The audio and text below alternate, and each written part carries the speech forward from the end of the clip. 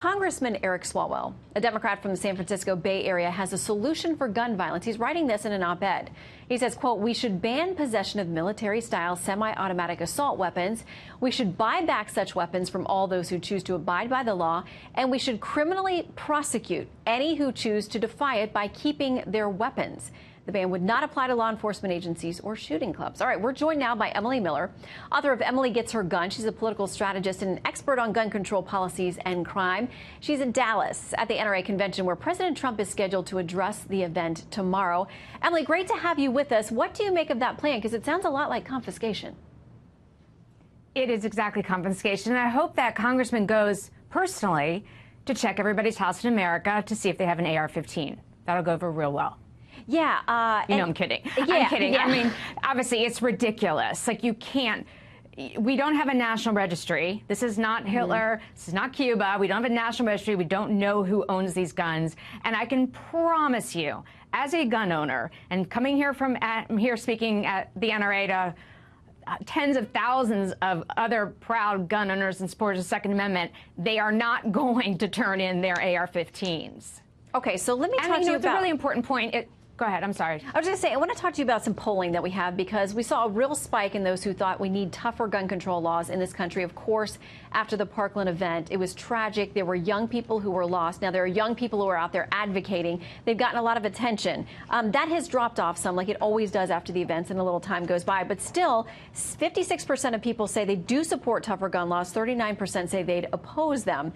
What do you make of those numbers? Those are the newest.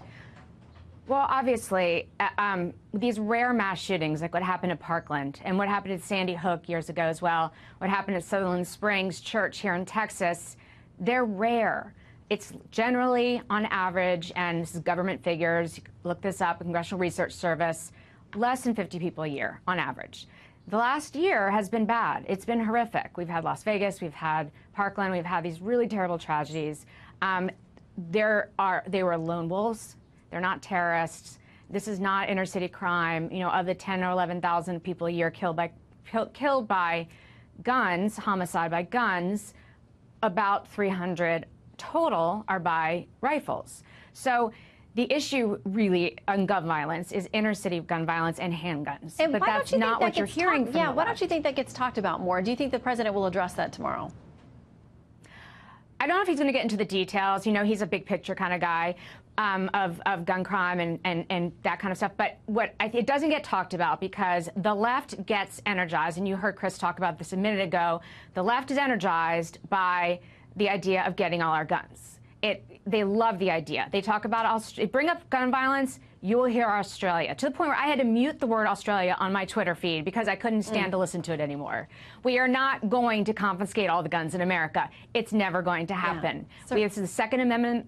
We have a Second Amendment in the Constitution that says we have the individual right from God to defend ourselves, which the Supreme Court has interpreted, which you know better than I do, Shannon, Supreme Court decisions in Heller, who I saw tonight here in Dallas, Dick Heller, that the individual has the right to own a gun and to keep it at home. Yeah, well, interestingly enough, so that enough, congressman's idea is going nowhere. Well, and part of what he had to say is that they've been too nice when it comes to the Second Amendment, and it's time for him and other Democrats and folks who believe it is time to control guns more to stop being so nice about the Second Amendment. We'll see that. We know that's not happening where you are, Emily, in Dallas at the NRA convention. We'll watch to see what the president has to say. Thanks for the preview.